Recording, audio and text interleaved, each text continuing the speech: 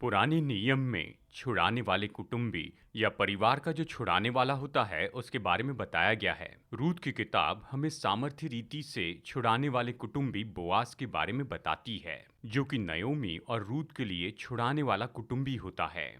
दिलचस्प बात यह है कि वचन बताता है कि परमेश्वर हमारा छुड़ाने वाला कुटुंबी है। आज के इस गुड फ्राइडे के संदेश में हम देख रहे हैं यीशु हमारे छुड़ाने वाले कुटुंबी हैं।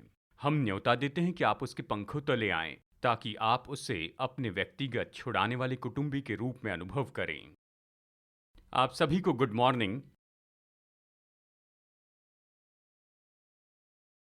हर साल हम लोग ये खास शुक्रवार अलग करके रखते हैं गुड फ्राइडे के रूप में, और हम समय लेते हैं कि हम याद करें कि प्रभु यीशु ने क्रूस पर हमारे लिए क्या किया है। और देखिए, मुझे पता नहीं आप यहाँ किस मूड में आए हैं। कई बार ये तो सच में बहुत ही गंभीर पल हो सकता है, जैसे कि हम समय निकाल कर क्रूस के बारे में सोचते हैं, और जैसे हम सोचते हैं कि यीशु मसीह ने हमारे लिए क्रूस पर जो दुख सहा वो सच में कितना ज़्यादा था। और ये सच में हमें बहुत गंभीर बनाता है, जैसे कि हम इसके बारे में सोचते हैं, और किसी तरह से हम जिस हद तक समझ सकते हैं हम समझना चाहते हैं कि परमेश्वर ने हमारे लिए कितना महान काम किया अपने पुत्र यीशु को भेजने के द्वारा, कि वो हमारे लिए क्रूस पर मर जाएं। लेकिन उसी समय क्रूस की ओर देखना तो निश्चय आनंद की बात हो सकती है। ये तो बड़ी विजय का भाव हो सकता है, जो हमारे दिल को धन्यवाद से भर देता है, आभार से और उत्सव से कि देखो काम हो चुका है, काम पूरा हुआ, और ये 2000 साल पहले हो चुका है, और आज हम आनंद उठा सकते हैं परमेश्वर की भलाई का, और क्रूस पर प्रभु यीशु के कामों के लाभ पा सकते हैं। और इसलिए जानते हैं, ऐसे दिन जब हम समय निकालते हैं कि क्रूस पर सोचें, कि क्रूस पर हम मनन करें, ये हमें इन सारे भावनाओं से और मनन की बातों से लेकर जा सकता है, और ये सब अच्छा है और ये हमारे लिए महत्वपूर्ण है। जैसे हम रुक कर सोचते हैं, इस पर विचार करते हैं कि परमेश्वर ने क्या किया, और आप पाएंगे कि ये तो ऐसा है जो परमेश्वर चाहते हैं कि उसके लोग करें। अगर आप पुराने नियम में देखते हैं, परमेश्वर ने नियुक्त किए, ऐसे बहुत से दिन नियुक्त किए हैं जिससे हम पर्व कहते हैं। पुराने नियम में उसने अपने लोगों से कहा, इन दिनों को मानो, याद करो मैंने क्या किया, इन दिनों को उसके स्मरण में मानो। और इसीलिए वो चाहते हैं कि उसके लोग जानबूझकर समय निकालें और इसे स्मरण करें, कि सोचें कि परमेश्वर ने क्या किया है, उनके विश्वास की यात्रा में प्रभु ने क्या किया है। और हर साल हम यही तो करते हैं, गुड फ्राइडे और पुनरुत्थान के रविवार के दिन। इसका ये अर्थ नहीं है कि हम दूसरे दिन क्रूस के बारे में नहीं सोचते हैं। हर दिन हम क्रूस के बारे में सोचते हैं, और यीशु मसीह ने हमारे लिए क्रूस पर जो किया उसकी परिपूर्णता में हम जीते हैं। और आज ऐसा करने में हमारी मदद करने के लिए कि हम यीशु के क्रूस पर मनन करें कि परमेश्वर ने हमारे लिए क्या किया क्रूस के द्वारा, मैं चाहता हूँ कि हम मनन करें और सोचें, और वो है छुटकारे का एक खास दृष्टिकोण, ऐसा कुछ जिसे परमेश्वर ने पुराने नियम में लाया, और जिसके बारे में हम अध्ययन में आगे बढ़ते हुए देखेंगे। ये पूरा होता है क्रूस पर मसीह ने जो हमारे लिए किया है। ये तो ग्रैंड फिनाले हैं उसका, जिसे परमेश्वर ने पुराने नियम में शुरू किया था। और ये विचारधारा है जिसे कहते हैं छुड़ाने वाला कुटुंबी। अलग अलग जो अनुवाद है वो इसके बारे में अलग अलग शब्दों को यहाँ पर बताते हैं। न्यू किंग जेम्स में ये शब्द आया है कि ऐसा कुटुंबी जो छुड़ाने वाला है। कुछ अनुवाद में आया है किन्समैन, करीबी कुटुंबी, छुड़ाने वाला कुटुंबी या छुड़ाने वाला रिश्तेदार। और ये तो प्राचीन इस्राएल के जीवन में उस समय लाया गया था, और इसे हम पुराने नियम में देखते हैं। और सच में इसमें कौन सी बातें जुड़ी है उसे देखने के लिए, इसका संबंध है कि अगर कोई व्यक्ति परेशानी में आ जाता है, यानी उदाहरण के लिए कहिए कि कोई व्यक्ति बहुत आर्थिक समस्या में फंसता है और उसे अपनी संपत्ति बेचनी है, या यानी अगर वो बहुत आर्थिक नुकसान में होकर जाता है और उसे आखिरकार दास हो जाना पड़ता है, यानी दास के रूप में काम करना या फिर खुद को गुलाम के रूप में बेचना, यदि उसका कोई करीबी रिश्तेदार है जिसमें ये क्षमता है कि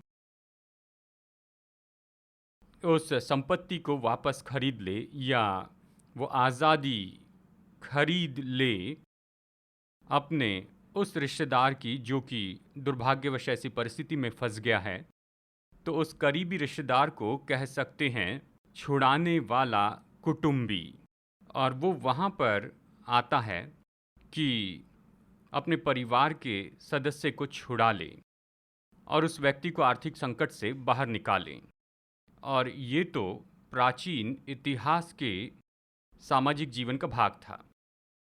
और दूसरी भी ऐसी परिस्थितियां थी जहां पर छुड़ाने वाले कुटुंबी को भूमिका निभानी थी, और उनमें से एक तो ये था कि अन्याय के विरुद्ध खड़े रहना था।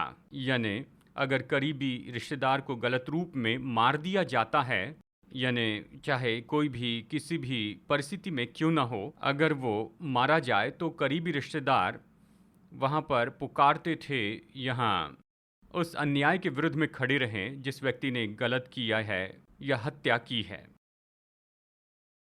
और तीसरी परिस्थिति थी जहाँ छुड़ाने वाले कुटुंबी को वहाँ पर एक भूमिका निभानी थी, यानी यदि परिवार की परिस्थिति में अगर पति मर जाए और वो अपनी पत्नी को विधवा छोड़ जाए और उसके बच्चे ना हो, तो ये तो यानी पति के बाद जो दूसरा जिम्मेदार व्यक्ति होता है उसकी जिम्मेदारी होती है जो पति का करीबी रिश्तेदार है वो उस विधवा से विवाह करें।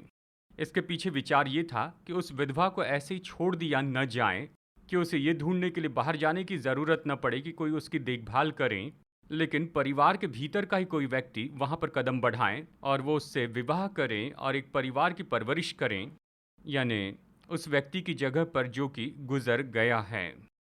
यानी ये तो ऐसी परिस्थिति थी, ऐसी जगह थी जहाँ पर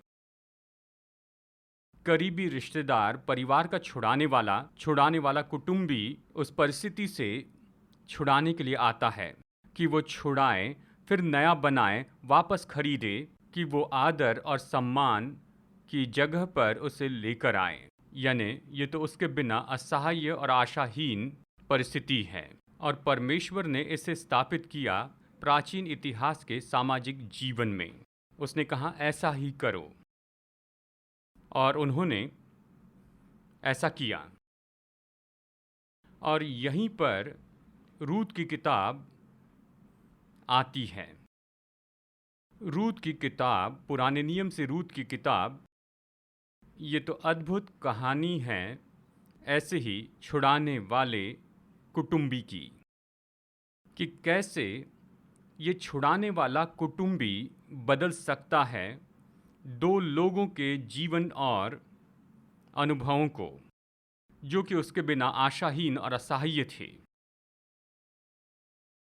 रूत की किताब या रूत की किताब की जो घटना है ये हुई थी लगभग 1500 या 1600 ईस्वी सन पूर्व में। ये वो टाइमलाइन है जहाँ बहुत से बाइबल के विद्वान लोग कहते हैं ये उस समय की बात है कि ये न्यायियों के समय में हुआ। यानी ये 400 साल का समय था, यानी 450 साल का समय था इस बीच में, यानी यहोशू से लेकर शमूएल के समय तक। यानी कुल मिलाकर 14 न्यायी थे एली और शमूएल को छोड़कर, जिन्होंने वहाँ प्रबंधन किया और उस समय इस्राएली लोगों की अगुवाई भी की थी। यानी वहीं पर उसी समय में, न्यायियों के समय में, ये रूत की किताब की जो घटना है वो हुई। आप में से बहुत से लोग ये कहानी जानते हैं, लेकिन चलिए इस कहानी की कुछ बातों को यहाँ पर देखते हैं। देखिए, बाइबल में रूत की किताब हमें ये बताती है एक मनुष्य, अलीमेलेक नाम का मनुष्य और उसकी पत्नी नओमी, वो तो बेतलहम से थे और उनके 2 बेटे थे। और फिर उस समय में जैसे जैसे मैंने यहाँ बताया है, हमें नहीं पता कौन सा न्याय था, लेकिन खैर उस समय में उस देश में अकाल पड़ा और इसलिए एलीमेलेक ने अपनी पत्नी नोमी और अपने दोनों बेटों को लेकर यात्रा शुरू की बेथलेहेम के दक्षिणी पूर्व भाग में, और वो मोआब के प्रांत में आ गया। तो वो ऐसी जगह पर आए जहाँ पर काफ़ी भोजन था और वहाँ लगभग 10 साल बिताए। और उस समय के दौरान जब वो मोआब में थे, एलीमेलेक मर गया। उसके 2 बेटों ने विवाह किया। उन्होंने विवाह किया मोआब की रहने वाली स्त्रियों से, और उस 10 साल के समय में ये दोनों बेटे भी मर गए। यानी यहाँ पर 3 विधवाएं थी, नओमी और 2 बहुएं जो मोआब से थी, रूत और ओरपा। 3 स्त्रियां, तीनों विधवा थी। यानी वो यहाँ मोआब में रहती थी। और उस समय में नओमी को खबर मिलती है कि उसके घर बेथलेहेम में सब कुछ ठीक हो गया है, तो वो निर्णय लेती है कि वो वापस जाए, बेथलेहेम में वो वापस जाए। अब हमें याद रखना चाहिए यहाँ पर मोआब के बारे में कि ये लोग कौन थे।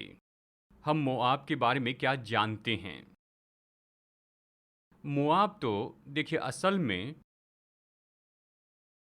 ये ऐसा बेटा था जो लूत से पैदा हुआ, अब्राहम का रिश्तेदार। और वो तो दुष्कर्म के द्वारा पैदा हुआ। यानी ये तो गोत्र शुरू होने के लिए अच्छा तरीका नहीं है। और मोआब जैसे गोत्र के रूप में उस प्रांत में बढ़ता गया, वह आगे बढ़कर इस्राएल का एक बड़ा शत्रु बन गया। आपको कहानी याद होगी, गिनती अध्याय 22 से अध्याय 25 तक इस्राएली लोग जब यात्रा कर रहे थे, प्रतिज्ञा के देश की ओर जा रहे थे अपने देश में, तो उस समय बालाक, वो मोआब का राजा था, इस्राएल को श्राप देना चाहता था।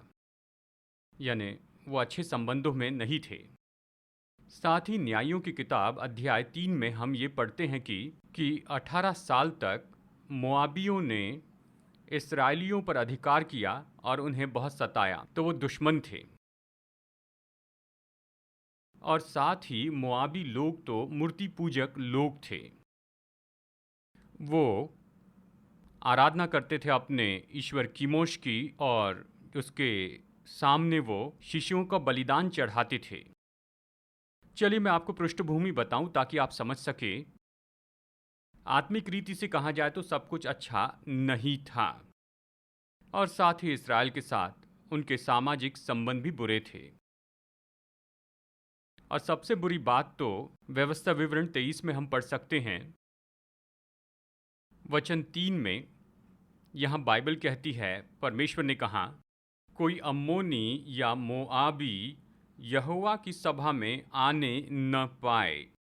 उनकी 10वीं पीढ़ी तक का कोई यहोवा की सभा में कभी न आने पाए। इस तरह कहा, कभी न आने पाए।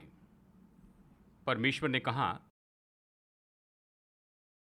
कि अम्मोनी और मोआबी कभी परमेश्वर के भवन में प्रवेश न करने पाए। और रूत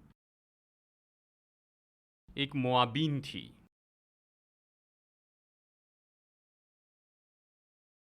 तो जब नओमी बेथलेहेम वापस जाने का निर्णय लेती है,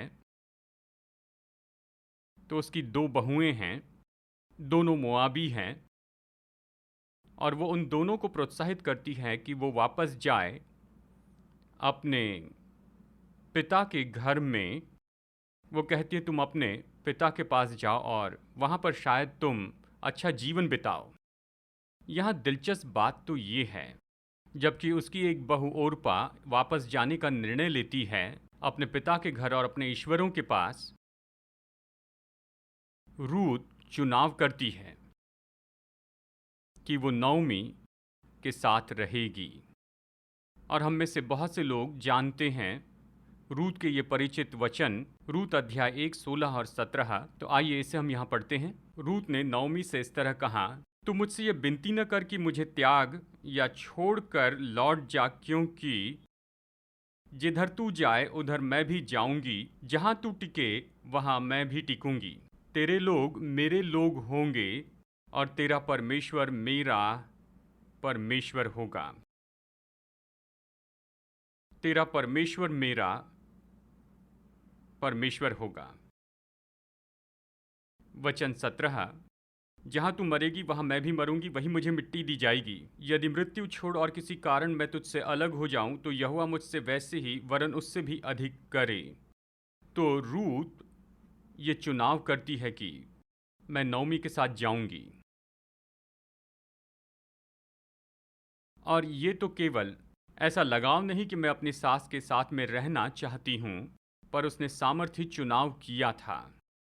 उसने कहा, तेरा परमेश्वर मेरा परमेश्वर होगा।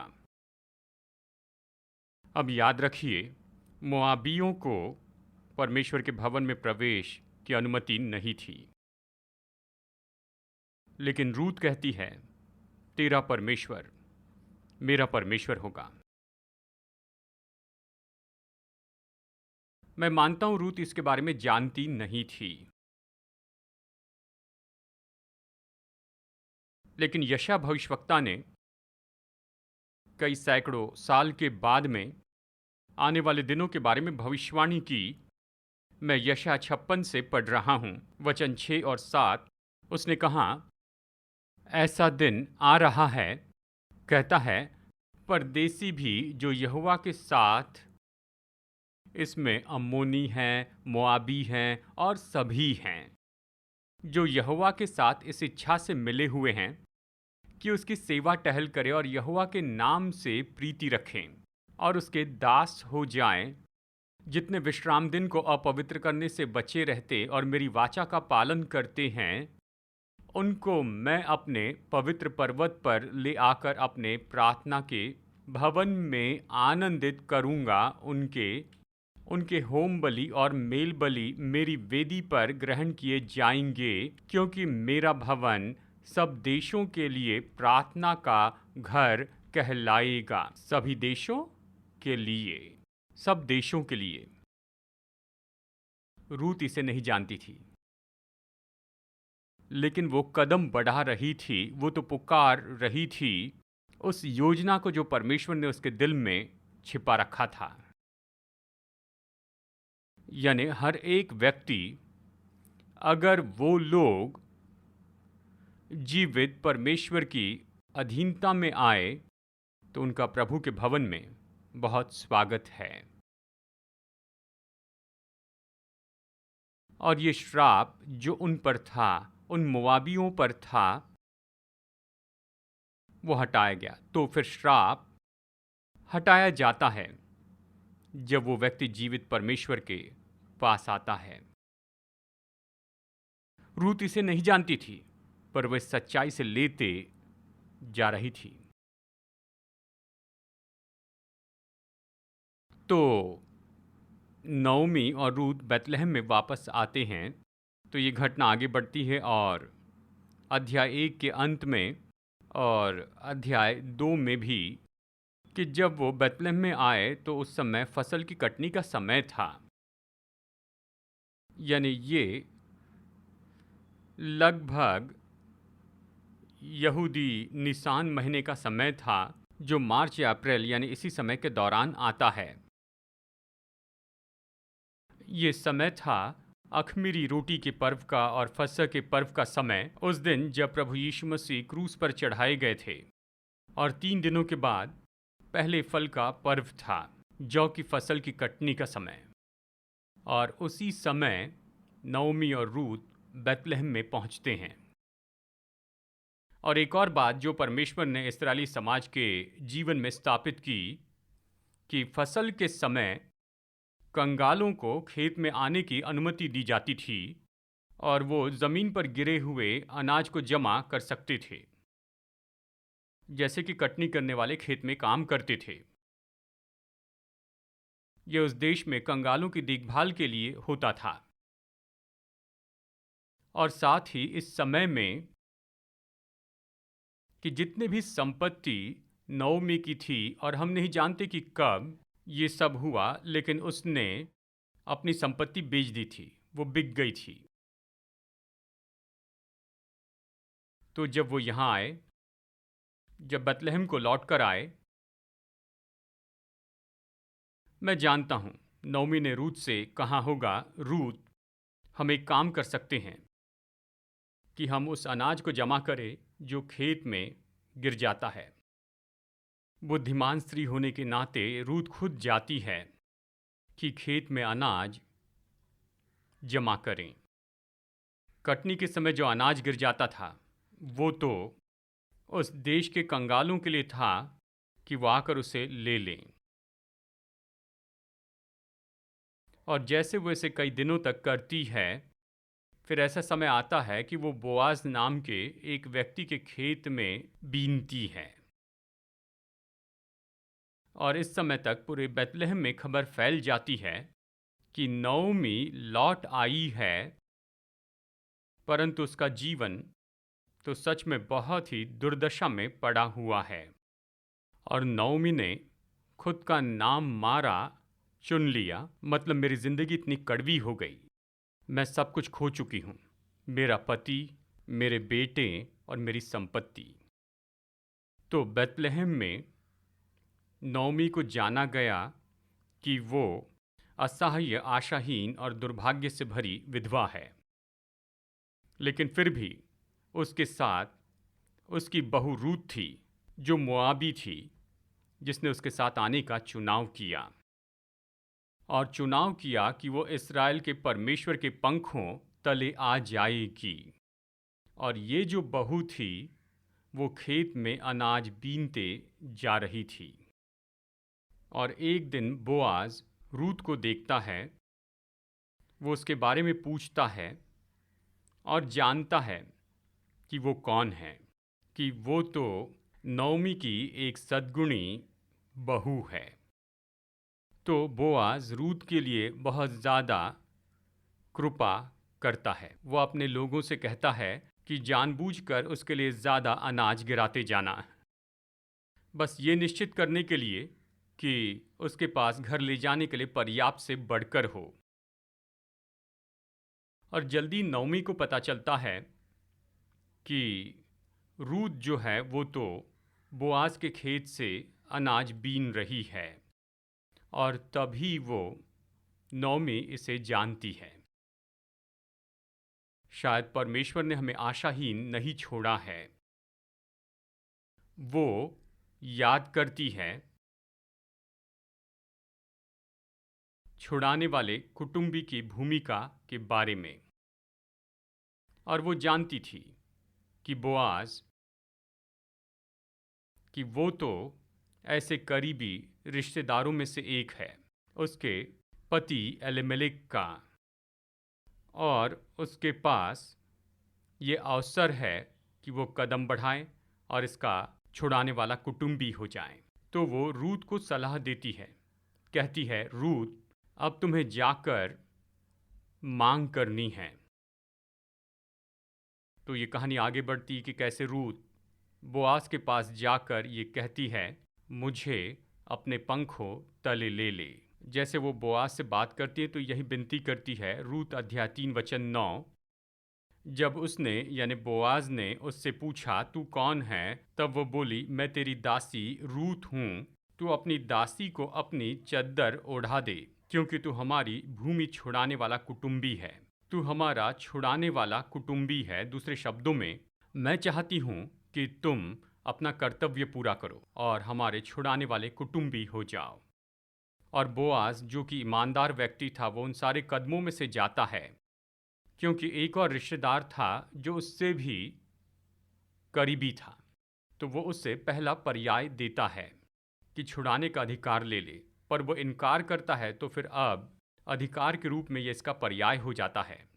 और बोआज आगे आता है कि इनका छुड़ाने वाला कुटुंबी हो जाए, इनका छुड़ाने वाला हो जाए। वो संपत्ति को वापस खरीद लेता है जो कि नओमी की थी, जो उसके बेटे को मिलनी चाहिए थी, वो उसे खरीद लेता है, रूत से विवाह करता है और उनके एक होने से उन्हें बेटा होता है जिसका नाम था ओबेद। और आप पढ़ सकते हैं ये महान छुटकारा जो वहाँ पर हुआ रूत अध्याय 4 वचन 17 में। और उसकी पड़ोसिनों ने ये कहकर नौमी के एक बेटा उत्पन्न हुआ है, लड़के का नाम ओबेद रखा। उन्होंने लड़के का नाम ओबेद रखा, यीशे का पिता और दाऊद का दादा वही हुआ। यानी नओमी ये तो परदादी हो गई दाऊद के लिए, यानी राजा दाऊद की। रूत जो मोआबीन थी वो दादी होती है राजा दाऊद की। और मत्ती के सुसमाचार में अध्याय 1 केवल 4 स्त्रियां ही यीशु की वंशावली में बताई गई हैं और उनमें से एक है ये रूत।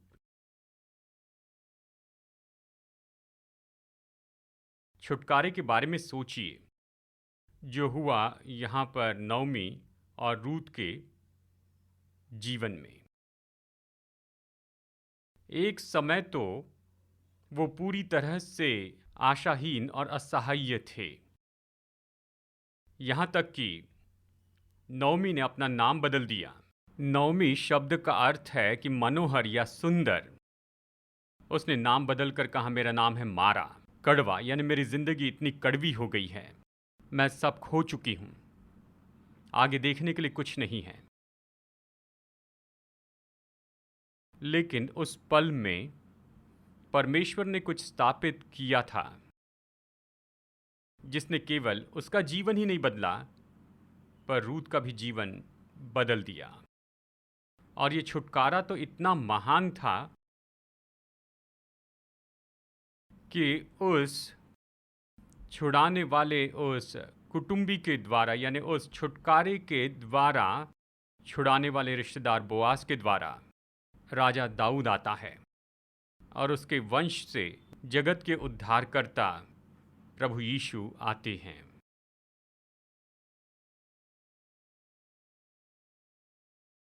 सबसे दिलचस्प बात तो ये है, पुराने नियम में यही इब्रानी शब्द जिसे छुड़ाने वाला कुटुंबी कहा गया है, इब्रानी भाषा में मेरा उच्चारण शायद उतना सही नहीं हो, लेकिन ये है गोएल, GAWAL, गोएल, या इसी तरह का उच्चारण है।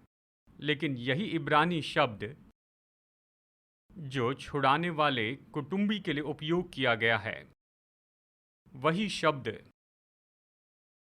वो परमेश्वर के लिए उपयोग हुआ है। कहता है वही परमेश्वर आपके छुड़ाने वाले कुटुंबी हैं। और पुराने नियम में कई जगह पर आप इसके बारे में पढ़ते हैं। चलिए कुछ वचन पढ़ते हैं। यहाँ भजन 78 वचन 35 ये कहता है, तब उनको स्मरण आया कि परमेश्वर हमारी चट्टान है और परम प्रधान परमेश्वर हमारा छुड़ाने वाला है। परमेश्वर हमारा छुड़ाने वाला कुटुंबी। भजन संहिता 103 वचन 4 हमारे लिए बहुत ही परिचित वचन है। वही तो तेरे प्राण को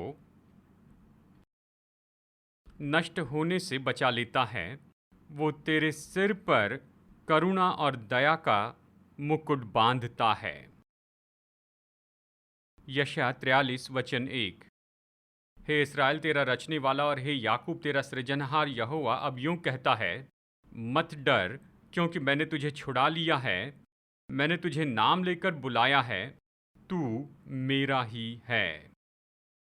और यही शब्द गॉल जो उपयोग किया गया परमेश्वर के संबंध में और उसके छुटकारे के काम में, ये कहता है परमेश्वर आपका छुड़ाने वाला कुटुंबी है। वो आपको छुड़ाते हैं। उसने तुम्हें मिस्र से बाहर निकाला, तुम्हारे सारे विनाश से उसने तुम्हें छुड़ाया है। उसने तुम्हें छुड़ाया है, तुम्हारी हर एक मुश्किल परिस्थिति से बाहर निकाला है। वही तुम्हारा छुड़ाने वाला कुटुंबी है। तो रूत की किताब, बाइबल ये नहीं कहती कि ये दर्शाने वाली किताब है। इसका मतलब हम बोआज को यीशु की जगह नहीं दे सकते हैं। रूथ हमें दर्शाती है और नओमी, इस तरह हम उपमान नहीं देते हैं। लेकिन ये एक महान उदाहरण है कि कैसे लोगों के जीवन में छुटकारा आता है, उनके जीवन में छुड़ाने वाले कुटुंबी द्वारा। परमेश्वर हमारे छुड़ाने वाले कुटुंबी हैं।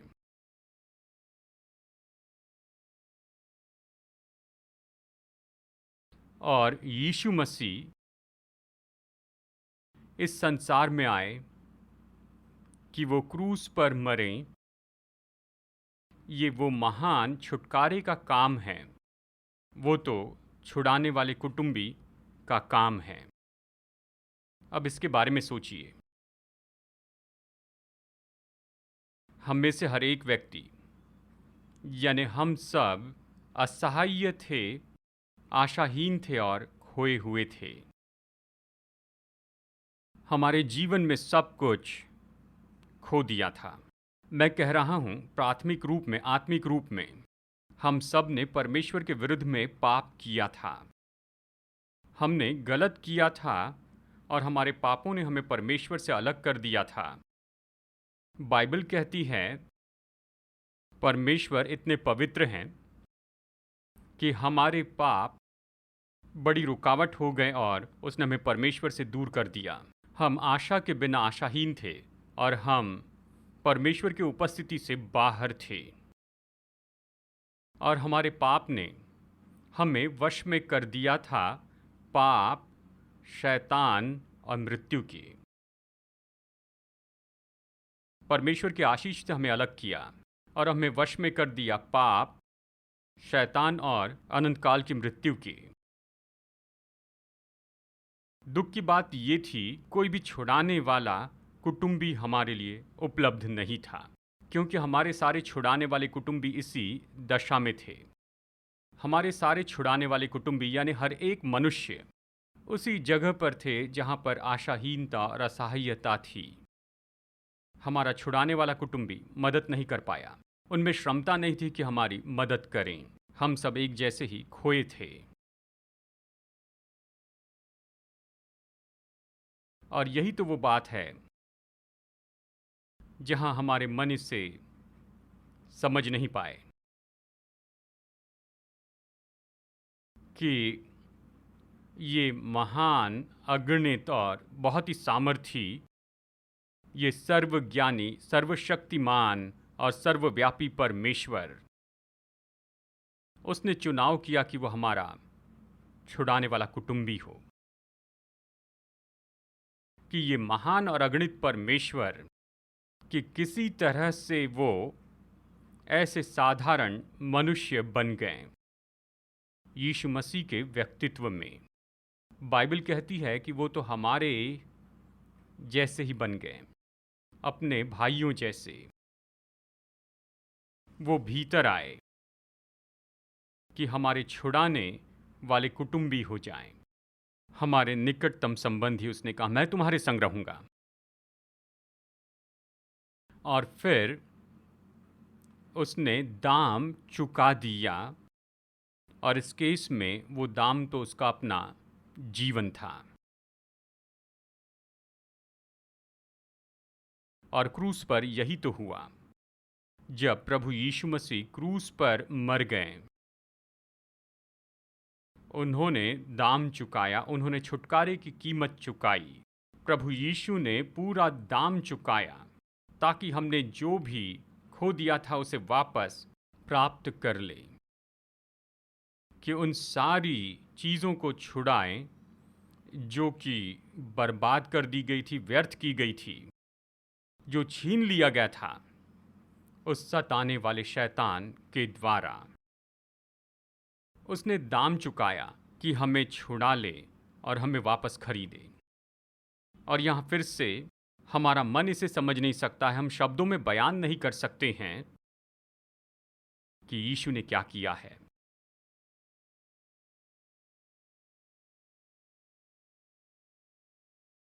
यीशु मसीह जब क्रूस पर मरे, उसने दाम चुकाया और कहा कि अब ये पूरा हुआ। बाइबल कहती कि वो गाढ़े गए। 3 दिनों के बाद वो मुर्दों में से जी उठे और खुद को चेलों पर जीवित प्रकट किया। और वो स्वर्ग में उठाए गए और उसने कहा, यही तो सुसमाचार है। उसने अपने चेलों से कहा कि जाकर तुम प्रचार करो और जो कोई उसमें विश्वास करता है और जो उसके पंखों तले आता है उसका स्वागत होगा परमेश्वर के परिवार में। हम तो ऐसी जगह पर थे जो कि पूरी तरह से परमेश्वर से अलग किए गए थे, आशाहीन, असहाय और त्यागे गए थे। पाप में खोए थे, हम वश में थे पाप, शैतान और अनंत काल की मृत्यु में। और यीशु मसीह ने जो कुछ भी किया उस पर केवल विश्वास करने के द्वारा हम तो परमेश्वर की उपस्थिति में वापस लाए जाते हैं। और जो दाम प्रभु यीशु मसीह ने चुकाया वो तो हमारे जीवन में सारी चीज़ों को छुड़ाने के लिए पर्याप्त से बढ़कर है। मैं पढ़ना चाहता हूँ इब्रानियों अध्याय 2 वचन 14 से 16 तक। ये कहता है, इसलिए जबकि लड़के मांस और लहू के भागी हैं तो वो आप उनके समान उनका सहभागी हो गया। वो हमारे छुड़ाने वाले कुटुंबी बन गए। वो आप भी उनके समान हो गया, वो हमारे जैसे हो गए, ताकि मृत्यु के द्वारा, यानी क्रूस पर उसने यही किया कि मृत्यु के द्वारा उसे, जिसे मृत्यु पर शक्ति मिली थी, अर्थात शैतान को निकम्मा कर दे। शैतान हमें सताने वाला था, हमारे जीवन पर अधिकार किया और क्रूस पर अपनी मृत्यु के द्वारा यीशु ने उसे नाश किया, जिससे मृत्यु पर शक्ति मिली थी, यानी शैतान को। और जितने मृत्यु के भय के मारे जीवन भर दासत्व में फंसे थे उन्हें छुड़ा ले, क्योंकि वो तो स्वर्गदूतों को नहीं वरन अब्राहम के वंश को संभालता है। वो हमारी मदद के लिए है ताकि हमारी मदद करें। आराधना की टीम, आप आगे आ सकते हैं। तो आज सुबह मैं चाहता हूं कि आप जाने कि यीशु मसीह आपके छुड़ाने वाले कुटुंबी के रूप में आए और उसके छुटकारे में, उसके छुटकारे के काम में सब कुछ आता है, यानी आत्मिक और स्वाभाविक सब कुछ आता है। वो आपके छुड़ाने वाले कुटुंबी हैं। हर एक व्यक्ति जो यहाँ बैठा है और हर व्यक्ति जो ऑनलाइन देख रहा है, यानी हमें छुड़ाने वाले की ज़रूरत है, क्योंकि हमने पाप किया। यहाँ बैठा कोई नहीं कह सकता कि मैंने पाप नहीं किया है। हम सब ने गलतियाँ की हैं। विचारों और कामों में हमने ऐसा कुछ किया जो पवित्र परमेश्वर के विरुद्ध में है, और हमारे पाप ने, इसने हमें वश में कर दिया है पाप के और शैतान और मृत्यु की। और हमें निश्चय ही छुटकारे का अनुभव करना चाहिए और हम सबको हमारे पापों से छुटकारा पाना है। हमें हमारे पापों की क्षमा पानी है, परमेश्वर के साथ में हमें संबंध में आ जाना है। हम में से कुछ लोग, हमें अपने जीवन के अलग क्षेत्रों में छुटकारा चाहिए। शायद ये आर्थिक हो, या फिर शायद ये शारीरिक हो, या फिर शायद ये भावनात्मक हो। हमारे जीवन के ऐसे क्षेत्र हैं जहाँ पर हम दबे हैं, दबाए गए हैं उस सताने वाले द्वारा। हम दुख उठा रहे हैं सताने वाले के हाथों के द्वारा। लेकिन अच्छी खबर है कि यीशु मसीह आए कि वो आपके छुड़ाने वाले कुटुंबी हो। उसने चुनाव किया कि आपके बहुत ही करीबी हो जाए ताकि आपको छुड़ा ले। सवाल तो यही है आज के दिन कि क्या हम ये कहेंगे, प्रभु यीशु मसीह, मैं आपके पंखों तले आता हूँ, मतलब मैं आपकी अधीनता में आता हूँ, मुझे अपने पंखों तले लीजिए। प्रभु यीशु मसीह, मैं चुनाव करता हूँ कि आप पर विश्वास करूँ, आप जो है उस पर विश्वास करूँ, क्योंकि जब हम उसमें विश्वास करेंगे तो जो दाम उसने चुकाया हमारे पापों की क्षमा के लिए, हमारे आत्मा के छुटकारे के लिए, हमारे जीवन के छुटकारे के लिए, वो प्रभावी हो जाता है। यह हमारे जीवन में काम करता है और हम इसका अनुभव कर सकते हैं, उसके छुटकारे के कामों का। इसके पहले कि हम प्रभु भोज में यहाँ शामिल हो जाएं, मैं आपको न्योता देना चाहता हूँ कि यहाँ ऑडिटोरियम में ऐसा कोई है या जो कोई ऑनलाइन देख रहा है। सबसे पहले, अगर आप निश्चित नहीं हैं कि आपके पापों को क्षमा की गई है, कि आपको परमेश्वर के परिवार में लाया गया है और आप परमेश्वर की संतान हैं, परमेश्वर के बेटे और बेटी हैं, अगर आप निश्चित नहीं हैं कि आप परमेश्वर के साथ में संबंध में हैं, पर आज आपने सुना है कि यीशु मसीह 2000 साल पहले इसीलिए क्रूस पर मरे कि इसे संभव बनाएं, कि आपके और मेरे लिए संभव बनाएं कि हम परमेश्वर के परिवार में आए, हमारे पाप क्षमा किए जाए, हम प्रभु की संतान बने। क्या यहाँ ऑडिटोरियम में ऐसा कोई है या जो हमें ऑनलाइन देख रहा है? अगर आप निश्चित नहीं कि आपके पाप क्षमा किए गए, आप परमेश्वर के परिवार में हैं, आप परमेश्वर के पंखों तले हैं, अगर निश्चित नहीं है तो मैं सरल प्रार्थना में अगुवाई करूंगा। मैं न्योता देता हूं, आप ये निर्णय लीजिए।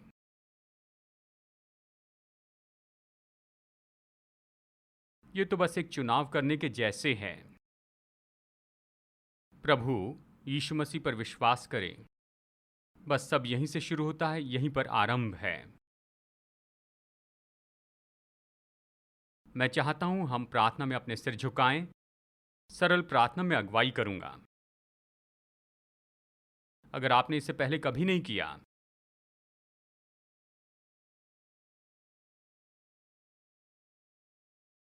तो आज के दिन इस ऑडिटोरियम में बैठे हुए या ऑनलाइन हमें देखते हुए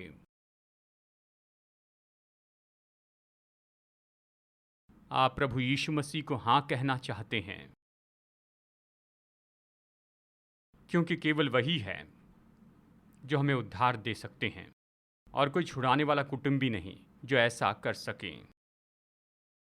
ये तो परमेश्वर हैं जो मनुष्य बने, जो आपके और मेरे लिए क्रूस पर मरे और दाम चुकाया ताकि हमारे पाप क्षमा हो सके, ताकि हम परमेश्वर के परिवार में लाए जा सके।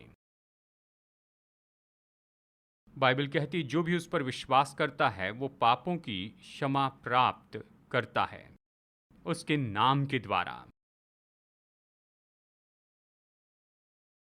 अगर आप इसे अभी करना चाहते हैं, अगर उस पर विश्वास करके उस छुटकारे को पाना चाहते हैं अपने पापों से, तो मैं न्योता देता हूं ये सरल प्रार्थना मेरे बाद दोहराइए।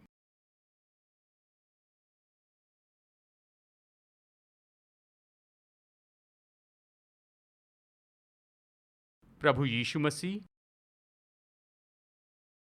मैं विश्वास करता हूं आप क्रूस पर मेरे लिए मरे। मैं विश्वास करता हूं आपने मेरे लिए अपना लहू बहाया। आप इसलिए आए कि मेरे छुड़ाने वाले कुटुंबी हो जाएं। मैं आपको अपने जीवन में स्वीकार करता हूं। मेरे पापों को क्षमा कीजिए, मुझे परमेश्वर के परिवार में लाइए। मदद कीजिए कि आपके पीछे चलूं, केवल आपके पीछे, अपने पूरे जीवन भर। यीशु के नाम में ये प्रार्थना करता हूं, आमेन, आमेन। अगर इस ऑडिटोरियम में ऐसा कोई है, यानी आपने पहली बार ये प्रार्थना की है, हम आपके साथ उत्सव मनाना चाहते हैं। हम इस बात को जानना चाहते हैं कि आपने कितना महत्वपूर्ण निर्णय लिया, कि आपने ये प्रार्थना की और कहा कि यीशु मसीह, मैं आपके पंखों तले आता हूँ। अगर आपने पहली बार ये प्रार्थना की है तो निश्चय ही आप अपने हाथ हिलाकर दिखाइए, ताकि हम जानें कि ऑडिटोरियम में लोगों ने मेरे साथ प्रार्थना की है। कोई है? अपने हाथ उठाकर दर्शाइए जिन्होंने पहली बार ये प्रार्थना की है। ठीक है, मैं यहाँ ऑडिटोरियम में किसी का हाथ नहीं देख पा रहा हूँ। अगर ऐसा कोई है जिसने ये प्रार्थना पहली बार की और आप ऑनलाइन देख रहे हैं, मैं चाहता हूँ चैट पर इसे शेयर कीजिए, ताकि लोग जानें कि आपने ऐसा किया और हम आपके साथ में उत्सव मनाएं, ये जानते हुए कि आपने ये चुनाव किया है, व्यक्तिगत रूप में स्वीकार किया, जो यीशु ने आपके छुड़ाने वाले कुटुंबी के रूप में किया, आपको छुड़ाया। आइए अपने दिलों को हम तैयार करें कि हम प्रभु भोज में शामिल हो जाएं। मैं आशा करता हूं कि भीतर आते समय आप अपने साथ एलिमेंट्स लाए हैं, आपने एलिमेंट्स साथ में उठाकर लाए हैं। अगर आपने ऐसा नहीं किया है, अगर आप चाहते हैं कि एलिमेंट्स आपके पास पहुंचाए जाए, तो हाथ उठाइए और हम निश्चित करेंगे कि आप तक पहुंचाए जा सकें। क्या कोई है यहाँ जिन्हें इसकी ज़रूरत है? ठीक है, यानी सब लोग तैयार हैं। शायद वहाँ पर पीछे से किसी ने हाथ उठाया है। धन्यवाद। तो देखिए, अब हम ऐसा करेंगे, हम प्रभु भोज में शामिल होंगे और फिर हम प्रार्थना करेंगे, जहाँ मैं चाहता हूँ कि हम विश्वास से इसे ले लें कि यीशु हमारे छुड़ाने वाले कुटुंबी के रूप में जो भी देने के लिए आए। हमने भजन संहिता 103 वचन 4 में पढ़ा है, वही तो आपके प्राण को नष्ट होने से बचा लेता है। वो छुड़ाते हैं। आपके छुड़ाने वाले कुटुंबी के नाते क्या करते हैं? वो विनाश से आपके जीवन को बचाते हैं और वो आपके सिर पर करुणा और दया का मुकुट बांधते हैं। छुड़ाने वाला कुटुंबी यही तो करता है। वो बाहर निकालता है उन्हें आशाहीन असहायता की परिस्थिति में से और हमें ऐसी जगह पर लाते हैं जहां हमारे जीवन पर मुकुट रखते हैं, महाकरुणा और दया का मुकुट। वही तो वो आशीष है जो छुड़ाने वाला कुटुंबी हमारे लिए लाता है। जब हम इस एलिमेंट को लेते हैं तो अर्थपूर्ण रीति से कीजिए। कहिए, प्रभु यीशु मसीह, धन्यवाद कि आप मेरे छुड़ाने वाले कुटुंबी हो गए। जब आप मेरे इस दुनिया में कदम रखें और आप बहुत ही करीबी हो गए मेरे लिए, ताकि मुझे छुड़ा सकें। ऐसा करने के लिए धन्यवाद। और फिर मैं चाहता हूं कि आप कहिए, प्रभु मैं ले लेता हूं मेरे छुटकारे की आशीषों को। वही मेरे जीवन को विनाश से छुड़ाते हैं। अगर ऐसा कुछ है जो शैतान जिंदगी नाश करने के लिए करता है, शारीरिक रूप में, आर्थिक रूप में, जो भी हो, प्रार्थना करके कहिए, प्रभु मैं इसे ले लेता हूं, उन आशीषों को जो मेरे छुड़ाने वाले कुटुंबी ने दी है। प्रभु आपने इसे व्यर्थ नहीं किया, पर इसे किया कि विनाश से मेरे जीवन को बचा लें और मुझ पर करुणा और दया का मुकुट रख सकें। और इसलिए मैं इसे ले लेता हूं। ये दाम तो जो छुड़ाने वाले कुटुंबी को आपके छुटकारे के लिए देना था, वो चुका दिया गया है, हो गया है। और अब हम कदम बढ़ाते हैं कि इसे ले ले। यीशु आपके छुड़ाने वाले कुटुंबी हैं। तो आइए इन एलिमेंट्स के लिए प्रार्थना करते हैं। तो आप बैठे रहिए और जब हम इसे ले लेंगे उसके बाद एक साथ हम खड़े होंगे।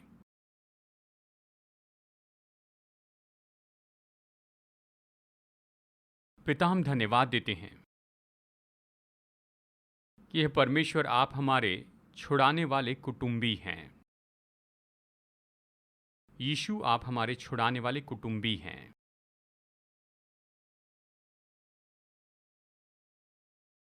हम इस पृथ्वी के एलिमेंट्स यानी दाखरस और रोटी को शुद्ध करते हैं, और जो भी लोग हमारे साथ ऑनलाइन में जुड़े हैं,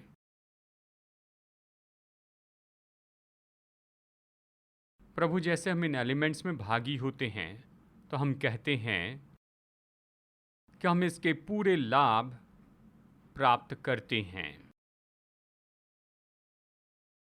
हमारे छुटकारे के। हम इन आशीषों को प्राप्त करते हैं जो आपने हमारे छुड़ाने वाले कुटुंबी के रूप में दी हैं। आपने हमारे जीवन को विनाश से छुड़ाया है और हम पर करुणा और दया का मुकुट रखा है।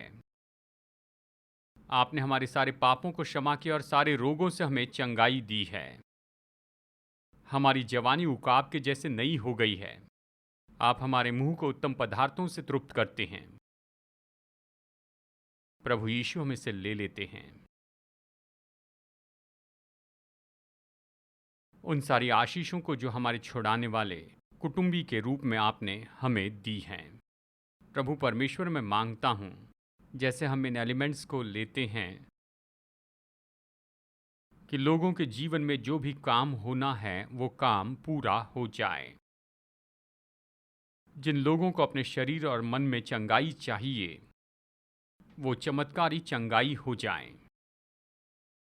जिन्हें अपने जीवन में विनाश से छुटकारे की ज़रूरत है, वो वैसे ही हो जाएं। जिन्हें मुश्किल परिस्थितियों से बाहर निकालने की ज़रूरत है, प्रभु आप काम कीजिए कि इन्हें परिस्थितियों से बाहर निकालें, कि हर एक जीवन दया और करुणा के मुकुट को धारण करे। हम ये प्रार्थना करते हैं।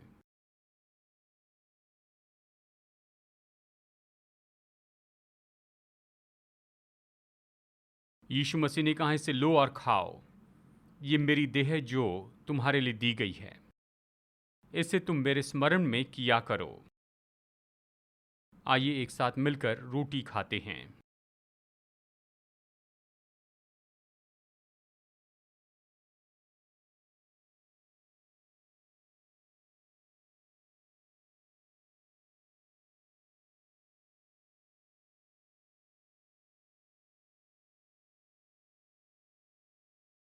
प्रभु यीशु ने कहा, ये मेरा लहू है, जो नई वाचा का लहू है, जो बहुतों के पापों की क्षमा के लिए उंडेला गया है।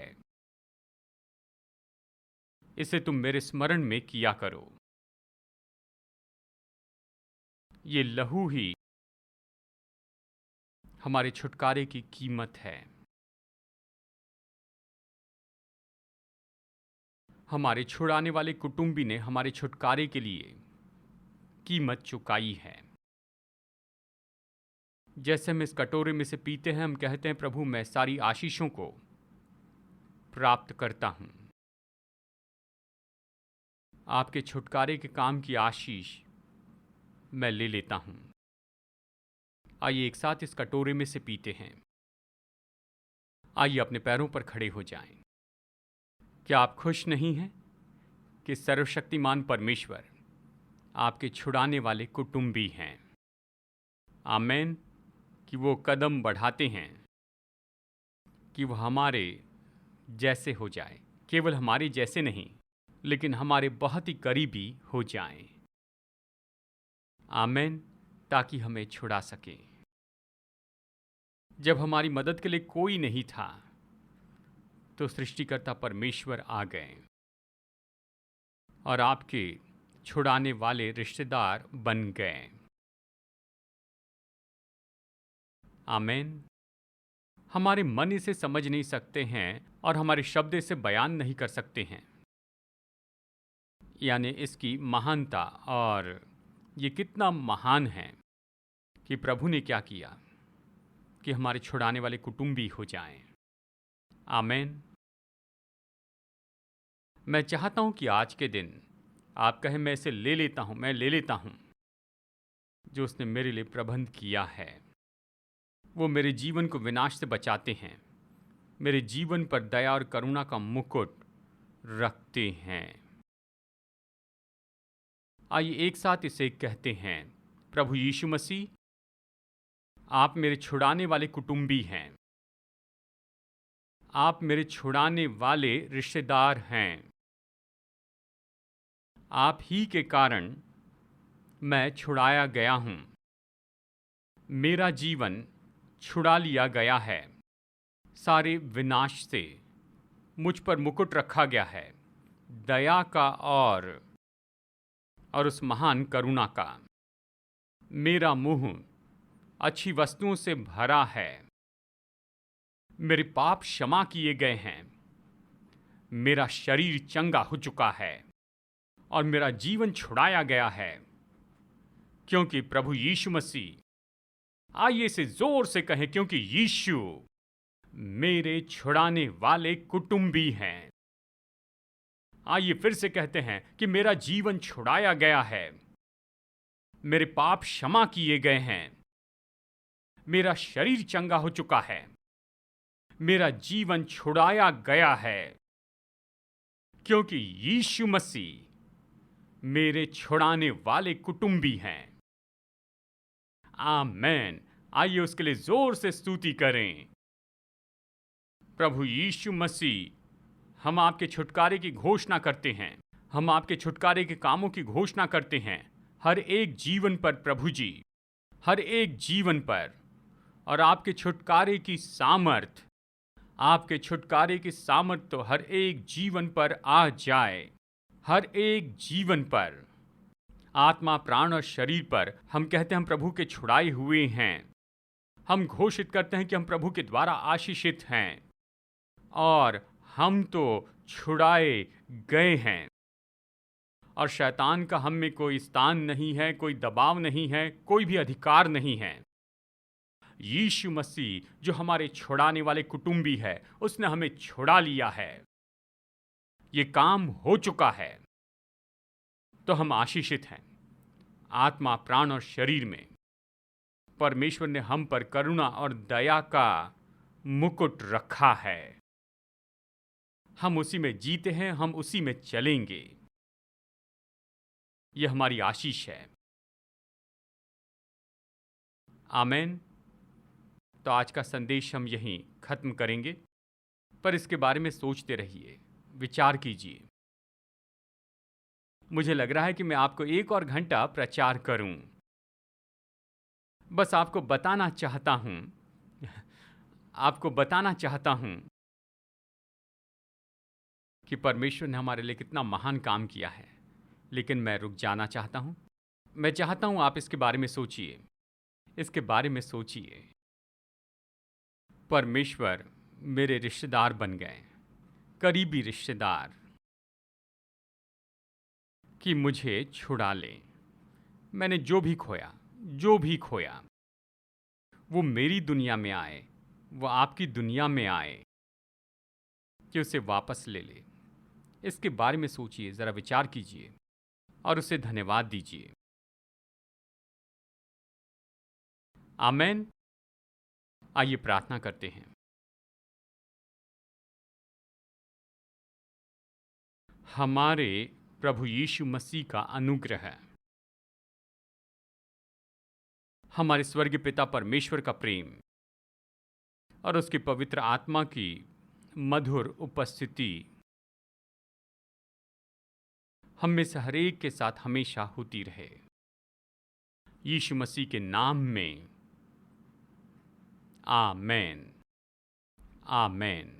संदेश सुनने के लिए धन्यवाद। भरोसा करते हैं कि संदेश आपके लिए आशीष रहा। मुफ्त के स्रोत पाने के लिए, जिनमें है सरमन नोट्स और पब्लिकेशन, पाने के लिए विजिट करें apcwo.org पर। बैंगलोर के एपीसी बाइबल कॉलेज की जानकारी पाने के लिए विजिट कीजिए apcbiblecollege.org पर। याद रखिए, All Peoples Church Bangalore app download कीजिए ऐप या गूगल प्ले स्टोर से।